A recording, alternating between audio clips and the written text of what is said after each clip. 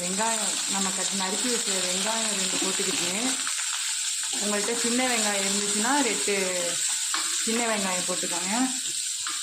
Smell நல்லாயிருக்கும். வெங்காயம் லேசாக வதக்கணுன்னே லைட்டாக ப்ரௌன் கலரில் வருது.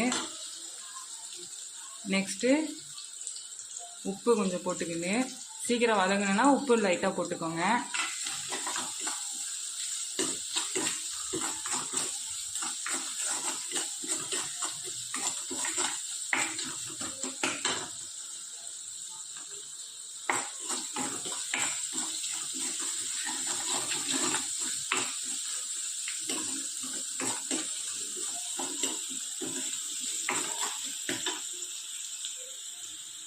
நெக்ஸ்ட்டு தக்காளி, வெங்காயம் வதங்கினோன்னே தக்காளி போட்டுக்கோங்க.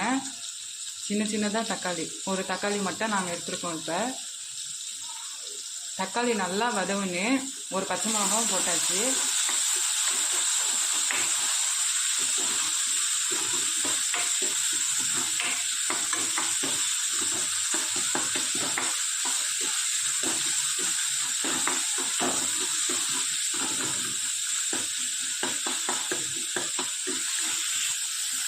தக்காளி நல்லா வெந்ததுக்கு அப்புறமா நெக்ஸ்ட்டு கேரட், நம்ம துருவி வச்ச கேரட்டு, ஒரு கேரட்டு துருவி வச்சுருக்கோம். அந்த ஒரு கேரட்டை போட்டுக்கின்னு, நெக்ஸ்ட்டு கருவேப்பிலை, அப்புறம் நல்லா வதக்குங்க.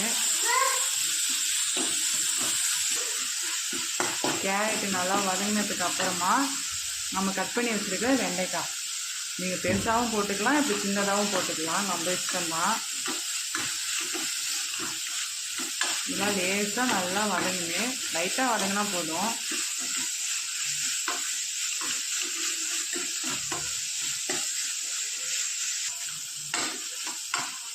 நீங்கள் வெண்டைக்காய் போட்டதுக்கு அப்புறமா நீங்கள் எடுத்து வச்ச 1/4 டீஸ்பூன் மஞ்சள்தூள், உங்களுக்கு தேவையான அளவு மிளகாத்தூள், உங்களுக்கு காரம் கொஞ்சம் அதிகமாக வேணும்னா கொஞ்சம் கூட போட்டுக்கோங்க. நல்லா வதக்கி நல்லா வேகணும். கொஞ்சம் லைட்டாக சிம்லே வச்சு நம்ம வேக வச்சு வைப்போம். ஏன்னா வெண்டைக்காய் ஒரு 2 செகண்ட் வெண்டைக்காய் இதெல்லாம் போட்டு இருந்தாலும் கொஞ்சம் நாள் வேகணும். 2 செகண்ட் நம்ம மூடி போட்டு கொஞ்ச நாள் மூடி வச்சு வைப்போம். இல்லை, நம்ம வெண்டைக்காய் போட்டதுனால நம்ம தண்ணி ஊற்றக்கூடாது, அதனால் கொஞ்சம் எண்ணெய் ஊற்றிக்கோங்க. எண்ணெய் ஊற்றி கொஞ்சம் வதக்கிக்கோங்க. தண்ணி ஊற்றினா கொல கொலன்னு போயிடும். இப்போ 2 மினிட்ஸ் எப்படி இருக்குன்னு சொல்லிட்டு பார்க்கலாம் வாங்க. கொஞ்சம் வேணாலும் வேகட்டும். இப்போ வெண்டைக்காய் வெந்துருச்சு ஃப்ரெண்ட்ஸ், வெண்டைக்காய் வெந்துருச்சு. இப்போ வெண்டைக்காய் நல்லா வெந்துருச்சு ஃப்ரெண்ட்ஸ். நெக்ஸ்ட்டு நம்ம அடுப்பை அடக்கிட்டு தான் நம்ம தயிர் ஊற்றணும்.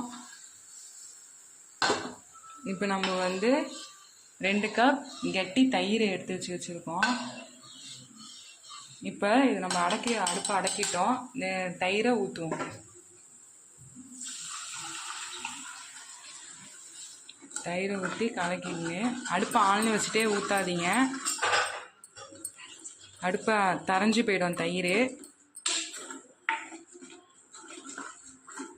உங்கள்கிட்ட மல்லிக்கீரை இருந்தாக்கா மேலே லைட்டாக தூவி விட்டுக்கோங்க, டேஸ்ட்டாக இருக்கும்.